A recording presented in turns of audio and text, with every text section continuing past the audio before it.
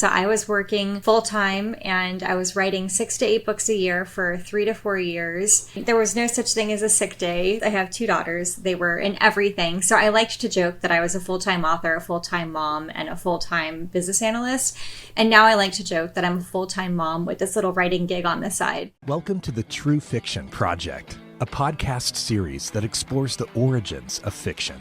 Every week, we begin with an interview, nonfiction, followed by a creative piece, fiction, inspired by something from the interview. The idea is to demonstrate, of course, that fiction is born out of our life experiences. Now, here's your host, storyteller, author, public speaker, health and wellness expert, Reenita Hora. Welcome to the True Fiction Project. I am your host, Reenita Hora, and absolutely excited to welcome to the show today, Madeline Martin. She is a fellow writer of historical fiction based in Florida and a New York Times best-selling author of many books. Hi, Madeline. Welcome to the show. Hey, Reenita. Thank you so much for having me. I've been looking forward to it. And I have been looking forward to speaking with you and vicariously living the life of sunny Florida. It is really hot right now, so I don't know. Probably better where you're at right now. Okay. I'm from Mumbai, so, there's no amount of heat that is enough for me. I know I sound like a complete wimp when I say that, but it's true. So, Madeline, tell us, how many books have you written? So I've written over 40 books. I was writing historical romance before, and so I have over 35 historical romances ranging from medieval to Regency, and now I'm writing historical fiction. So I have 4 historical fiction that have been published in World War II, and this next one that we'll be talking about is Victorian. I have so many questions, and I'm just going to shoot out 2 or 3. Go for it. Take us through the gamut. What got you started? How long have you been writing? And what led you from historical romance to historical fiction? What was that progression like? So I think I've always kind of written. My mom saved like every school accolade that I ever had since the dawn of time. I don't know why, but so in the mix of a spelling test from the first grade, I had little chapters here and there that I had written and books that I had plotted out. I even had like a hardcover book that I made myself with like material and cardboard and like illustrated it myself when I was like in the 5th grade. And so I think I've always kind of had that like love for wanting to write books. And when I was on maternity leave with my first daughter, who is now 19, I read Outlander. And I really liked sort of that dichotomy between, that brawny Scotsman and the feisty Sassenach. And I thought, oh, this sounds like such a fun kind of dynamic to really explore and do a romance with. So that's how I started writing my first romance, was that sort of a Scottish and English pairing. And I was with a small press, and then I was with Harlequin Historical, and then I was doing independent publishing. But for that, I was having to put out a book like every other month. So I was working a full-time job as a business analyst and writing like 6 to 8 books a year, which was a lot. And I knew that I really did want to kind of delve into historical fiction because that was kind of my first love as a reader. When I look back at what book I fell in love with the most, it was The Little House in the Big Woods series by Laura Ingalls Wilder, and I just read that series over and over again. And so I've always wanted to delve into historical fiction, but as you know, it's daunting, right? Thinking about all of that research and all those little details that you have to get right. And so I ended up getting laid off from my job, which is horrible to say, but it was a relief because I was exhausted from writing so much and working so much. And that's when I finally had the opportunity to really sink my teeth into the research and write The Last Bookshop in London. And for me, that kind of made me realize that not only am I a history nerd, I'm also a research nerd as well. And I have just loved writing historical fiction. So I've been writing for over 20 years, and I've been writing full-time now for over 5 years. And it really is just a dream come true. Amazing. So let's go back a bit. You mentioned that you were working with Harlequin and another publisher, I forget the name, but then you were also self-publishing or working with independent publishers and had to churn out a book a month. Were those your books, other books? Tell us about that. Those were my books. So I was with Harlequin Historical, and then I started doing self-publishing. And with self-publishing, you really do have to do like a book every month or two with historical fiction to really make sure that you're staying on top of just really being relevant. Yeah, so I was working full-time, and I was writing 6 to 8 books a year for 3 to 4 years. There was no such thing as a sick day. I have 2 daughters. They were in everything. So I liked to joke that I was a full-time author, a full-time mom, and a full-time business analyst. And now I like to joke that I'm a full-time mom with this little writing gig on the side. So yeah, it was pretty wild. And the thing is, when I got laid off from work, we had just moved and I finally had my own office. Before that, I had really just been kind of in the middle of the living room. And nothing says, please don't disturb moms on deadline, like working in the middle of the living room. So when I got laid off, I thought, this is going to be amazing. I'm going to have the house to myself. It's going to be quiet. After like 15 years of writing, I'm finally going to just get to do this full time. That was February 2020. The pandemic happened like 3 weeks later and I was robbed. Everybody was home. Yeah. And my husband still actually hasn't even left. He was warned that I'm doing this interview and he's not allowed to come downstairs. I know how that world works. Yep. I find myself in it all the time. Dog, don't bark. Exactly. I have a cat that is sitting right now very quietly, and I hope that he stays quiet. Yeah.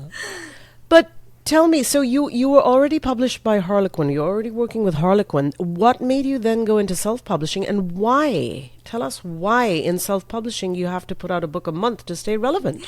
With self-publishing, there is more money to be made, and that was a big influencer for me because I didn't want to keep working basically 3 jobs forever. I really just was getting exhausted. And so that's why I decided to do it. And I did everything myself. I mean, I didn't make the cover. I found somebody who would do the cover for me, and I hired an editor and a copy editor. But then I was the one who formatted it. I uploaded it. I did all the paperwork and everything to put them through all the different vendors. I was the one who wrote all the blurbs, all of that stuff. It was all on me. So it was definitely a wild ride for sure. And it was, I can't say that I personally enjoyed writing the books that quickly. Now that I'm writing historical fiction, I get to really take my time and I write 1 book a year. And personally, I really enjoy that. So I'm grateful to have the opportunity to kind of get to slow down a little bit and just really let myself be immersed in the world that I'm writing. So those were historical romance, not Correct. historical fiction. Is that correct? That's correct. And again, to that question of why do you need to publish 1 a month to stay relevant? So it's basically, that is an industry where there's a lot of books constantly being published, especially because a lot of historical fiction authors are independently published. And a lot of these authors are absolutely prolific. And so if they're putting out a book every month and you're only putting out a book every 6 months, readers are always going to go to the people because these readers are voracious. They can easily read a romance in a day, if not 2 romances in a day. I'm telling you, they are voracious. And so if they're having somebody who's coming out every single month, those are the authors that they're seeing regularly. And if an author is releasing every 6 months or every year, they're seeing them so infrequently, they don't remember those authors' names. Does that make sense? It makes perfect sense, but I'm imagining, correct me if I'm wrong, that these are not going to be long novels.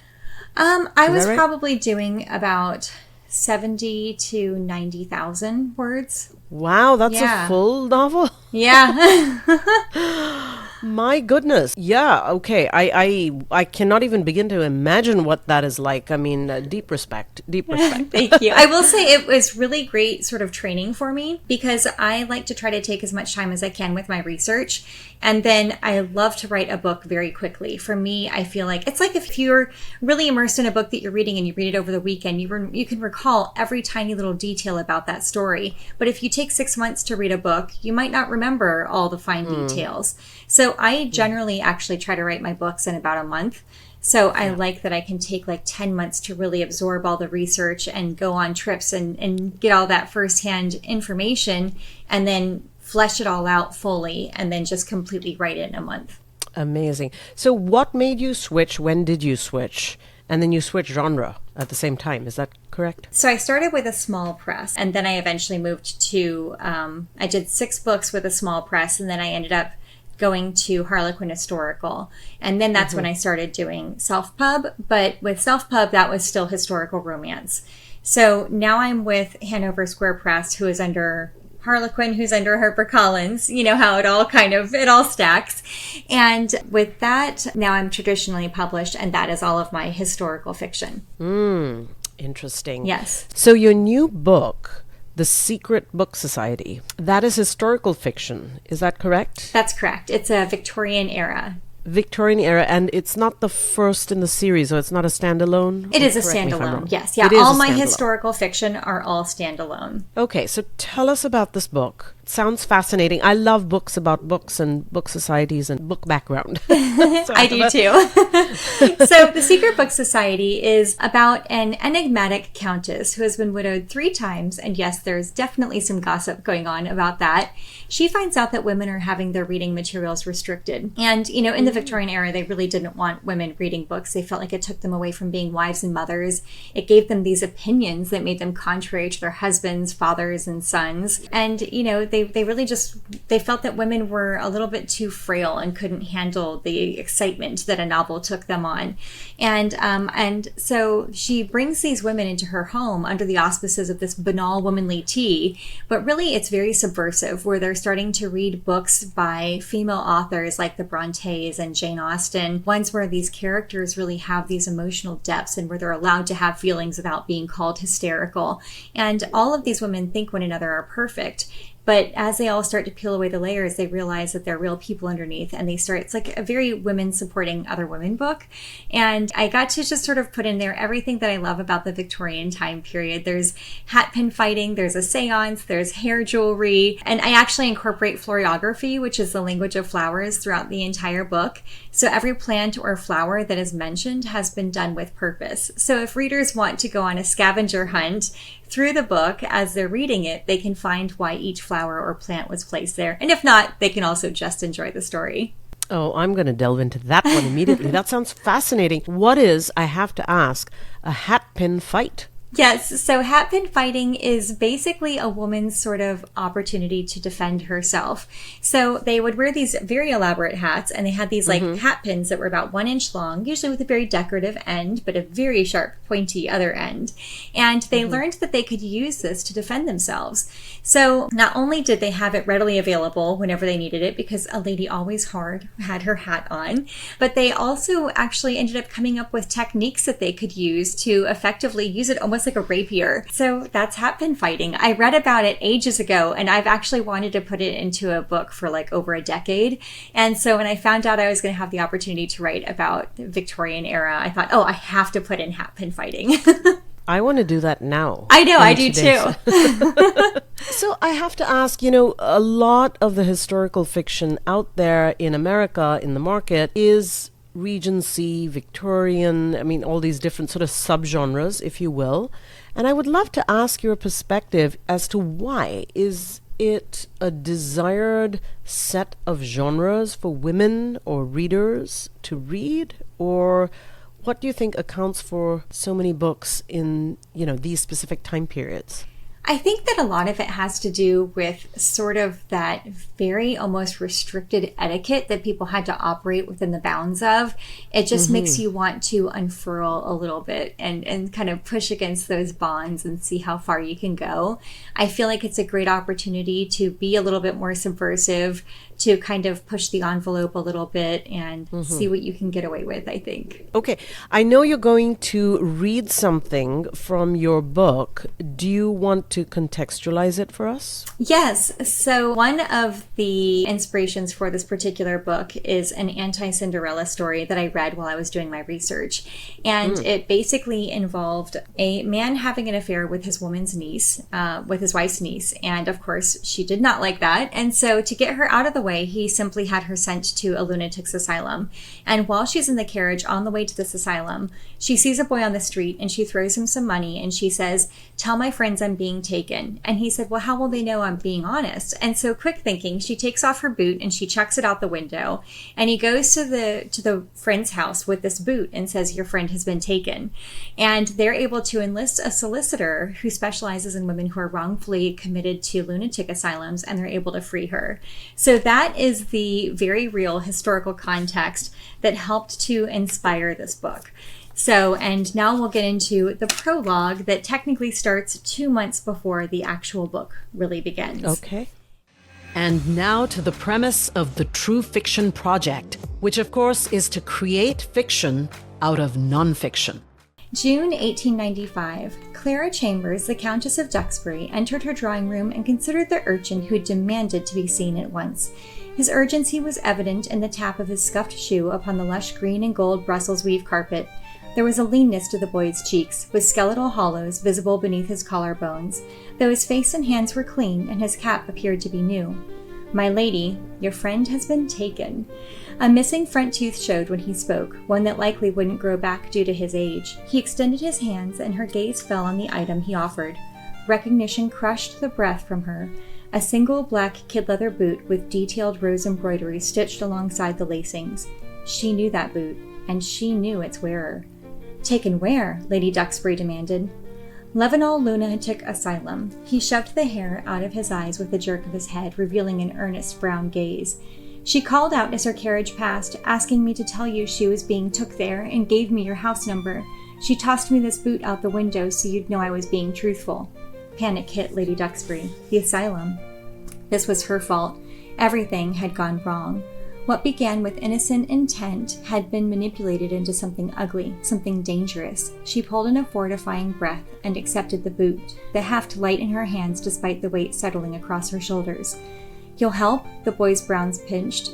"I know her. I didn't see her face, but I'd recognize that boot anywhere." His tone was soft, burdened with the sorrow that tugged at the fresh wound at Lady Duxbury's chest. Could she help? Oh my goodness. Okay, so I can see how you sort of cut paste that real life anecdote or real story into your fiction. Amazing. Yeah. Thank you.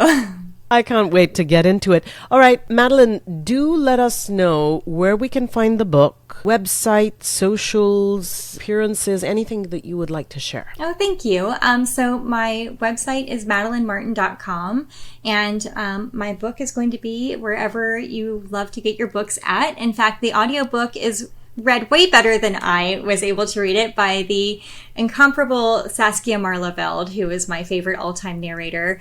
And if anybody ever wants any signed books, you can always support my local independent bookstore, San Marco Books and More, which is on my website as well. And I'm always doing events, so I keep my events page updated regularly. So just check and see if I'm near you. That's fantastic. It's so important to support our local indie bookstores. I mean, that's what sort of keeps everything going. So Absolutely. Thank you for that. And events, yes, I can't wait. And when you are in California, we're going to have to get together. That would be so much fun. I would love that.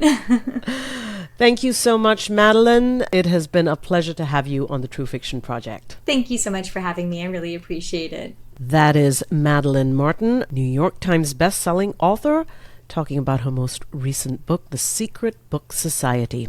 And I am your host, Reenita Hora. This is the True Fiction Project. Thank you for listening to the True Fiction Project with Reenita Hora. Be sure to subscribe to the newsletter to receive more inspiring stories showing how fiction is born from our everyday experiences. For more information, visit www.truefictionproject.com.